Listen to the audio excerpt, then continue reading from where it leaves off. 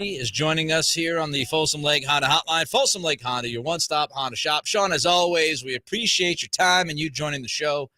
Your thoughts on the team last night, seemingly flipping the switch after that brutal 19-4 start?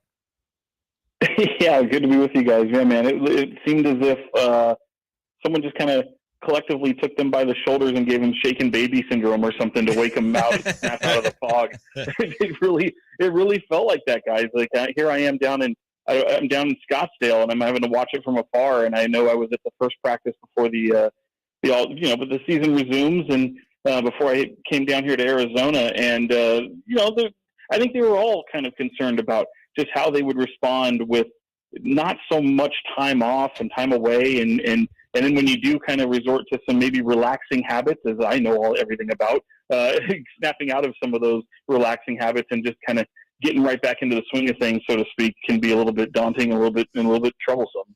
After Domas and Fox, obviously, who is the next most important key to these last 24 games? Man, all year I've been saying it, Ramie. I've been saying Malik Monk is the most important player for them. He's not the best player, but I just feel like he has such a impact on the team, and when he goes, the team looks just really janky, and it just doesn't look as efficient and as smooth as it should. And it has everything to do with the swagger, really. I mean, certainly what he brings in playmaking and scoring is it's there. But he rebounds the ball so well at his position, and he can play such a crucial element on defense for a team that doesn't have a lot of defensive talent. So I know he's not the best player, and I know fans hate when I say he's the most important, but I honestly do believe that, like, if you know what to expect from Fox and Domas every single night because of their consistency, the next guy up in my opinion, is Malik Monk, because when he's on, the team is just rolling, and they just look like they're world beaters at that point. Sean Cunningham is with us. Sean, Fox continued his 30-point streak last night, fifth straight game. We had this conversation earlier in the week. Is it unfair to expect him to be even better post-All-Star break than he was pre-All-Star break? Ooh, great question, man. I mean, I hadn't really thought about that, but when you're looking at, what is it now, 5 or 6 straight games of 30 points, I thought last night was I had a tweet that said as much. I mean, he was showing his teeth, fellas. I mean, this guy got into the chest of some of those defenders. And look, I'll wholeheartedly raise my hand and realize Jeremy Grant and Damian Lillard aren't on the court and aren't playing. But that Portland team, had the scouting report. You come out and you smack Sacramento in the mouth and see how they respond, because sometimes they wilt. And it was looking like that for a good portion of the game. And when Fox got going, man, especially that off arm that was probably an offensive foul that didn't get called, I kind of like to see a little of that snarl to him. I mean, he definitely showed his teeth there, and I feel like there is another level he can go to. I don't necessarily think it's from a scoring standpoint. I think he could maybe recognize some more playmaking opportunities, but to me, it's all on the defense. And if this team is going to follow his lead, showing his teeth some is going to be something that I look forward to seeing some more of. You mentioned, last night, Portland with no Lillard and no Grant. That's one thing. I think a lot of people look at that game and go, DeAaron Fox might be the best player on that court. But here in a recent stretch, I mean, a couple games against Dallas where you had Luka and Kyrie, and then you had Phoenix with Devin Booker out there. DeAaron Fox has not backed down, even when you have a challenge of a marquee NBA superstar on the other side. And he's either still been the best player on the court or has gone toe-to-toe with the best player on the court in those instances, Jason. Yeah, and it's really funny because it's a great point, because so often it doesn't matter which head coach you have. I mean, and now it's 3 or 4 now for 4 if you include an interim head coach. But yeah, 4 coaches that have all coached DeAaron Fox, and the biggest challenge with him is having him keep the foot on the pedal. And being able to step on the throat and understand what he can do to his opponents with his speed. And we've seen it sometimes go for a month stretch where he looks really good, and then he'll wane back to something that just doesn't look like him at all.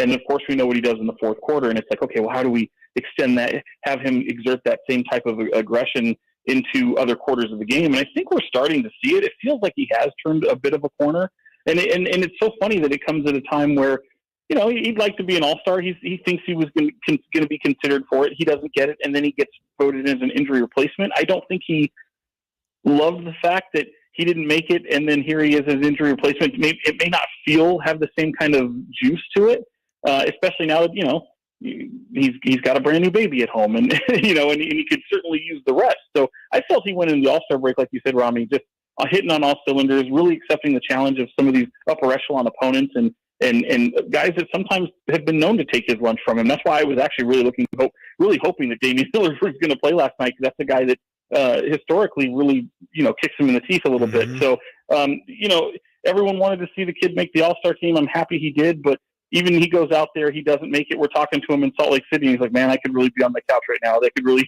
use some of this rest. And it's funny because, fans want to see him there. He doesn't. And, he wanted to, certainly fans will want to see this playoff streak end and this drought anyway. And having some of that rest, they could have really benefited from it. Sean Cunningham joining us on the Folsom Lake Honda Hotline. Folsom Lake Honda, your one-stop Honda shop. Sean, this team had 18 turnovers last night. They still scored 133 points. They shot 54% from the field, 41% from three. Are we now at the point where there's just no way to stop this offense if they're making shots?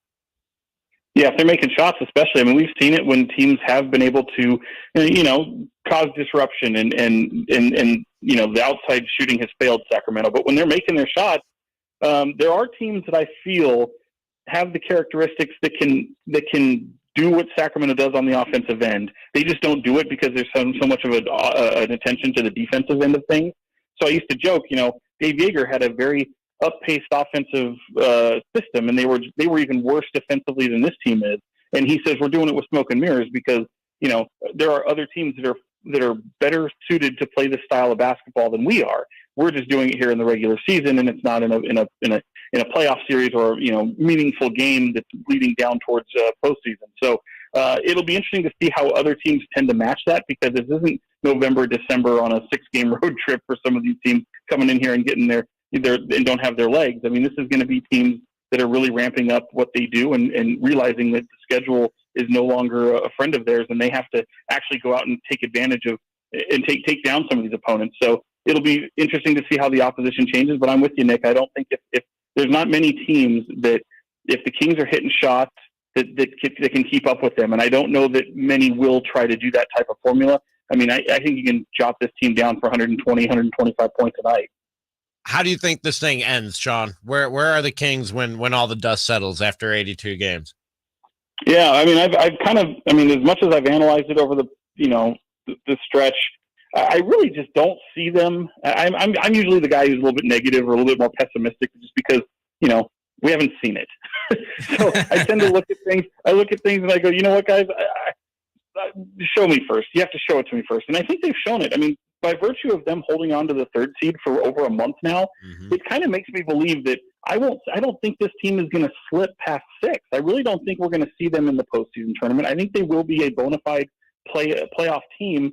And honestly, they could go 500 or maybe even a skosh below that. And I think they'll be just fine.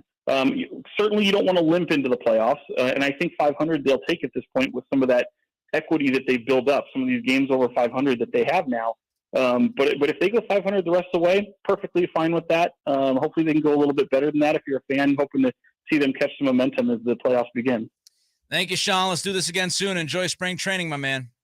I appreciate it, guys. Thank you so much. All right, there goes Sean Cunningham from Fox 40, Folsom Lake Honda Hotline. Folsom Lake Honda, your one-stop Honda shop. Great stuff from Sean. And even Sean, I remember media day. I was talking to him about the team, and I said, this